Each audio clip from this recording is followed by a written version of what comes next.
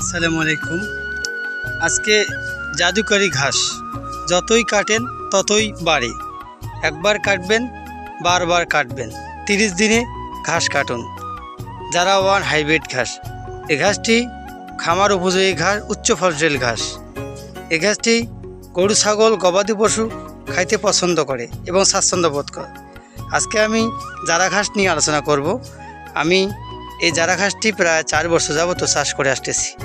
এই ঘাসটি একবার রোপণ করলে 5 থেকে 7 বছর সেখান থেকে ঘাস পাওয়া যায়। যারা খামার করতেছেন, গরুর খামার, গাড়লের খামার, ভেড়ার খামার, তাদের জন্য এই ভিডিওটি। যারা ভিডিওটি শুরু করবেন শেষ পর্যন্ত দেখবেন, অবশ্যই জারা ঘাস সম্পর্কে আপনারা আদ্যপান্ত জানতে পারবেন। আপনারা যে ঘাসটা দেখতে পাচ্ছেন, এই ঘাসটা আমার জারা ওয়ান হাইব্রিড ঘাস। প্রথমবার রোপণ করেছি 2 গিটের কাটিং। একটা গিটের মধ্যে 2টা গিট থাকে। দেখতে পাচ্ছেন কীরকম ফলন হয়েছে, মার্শাল্লাহ অনেক সুন্দর ফলন হয়েছে। এই ঘাসটি খুব নরম, একটা ঝোপে অনেকগুলো ঘাস হয়। আপনাদের দর্শক দেখতে পাচ্ছেন যে আমি একটা কাটিং রোপণ করছি। একটা কাটিং রোপণ করে আমার দেখেন কতগুলো গজা বাইরেছি। একটা চারা থেকে 1, 2, 3, 4, 5, 6, 7, 8টা, এই মিনিমাম 20টার মতো ঘাস হবে। এভাবে এক ঝোপে 20 কেজি ঘাস আসবে।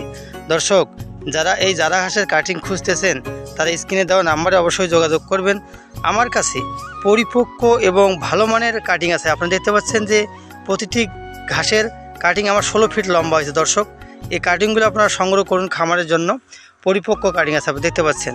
আমি আপনাদের দেখাচ্ছি যে কী রকম ভালো মানের কাটিং। দর্শক দেখতে পাচ্ছেন যে প্রতিটা কাটিং আমার আখের মতো হয়ে গেছে, মোটা মোটা। এই ঘাসগুলো আপনারা সংগ্রহ করতে পারেন, এই কাটিংগুলো। দর্শক দেখতে পাচ্ছেন কীরকম কাটিং। যারা এই জারা ঘাসের কাটিং নিতে চান স্ক্রিনে দেওয়া নাম্বারে অবশ্যই যোগাযোগ করবেন। পরিপক্ক ভালো মানের কাটিং সংগ্রহ করুন। যারা ভিডিও শুরু করবেন শেষ পর্যন্ত দেখবেন। আরও ঘাস চাষ সম্পর্কে বিস্তারিত জানতে হলে অবশ্যই স্ক্রিনে দেওয়া নাম্বারে কল করবেন, কাটিং নেওয়ার জন্য কল করবেন। যারা ভিডিও শুরু করবে শেষ পর্যন্ত দেখবেন। ভালো লাগলে লাইক, কমেন্ট, শেয়ার করবেন। চ্যানেলটি সাবস্ক্রাইব করে আমার পাশে থাকবেন। ধন্যবাদ।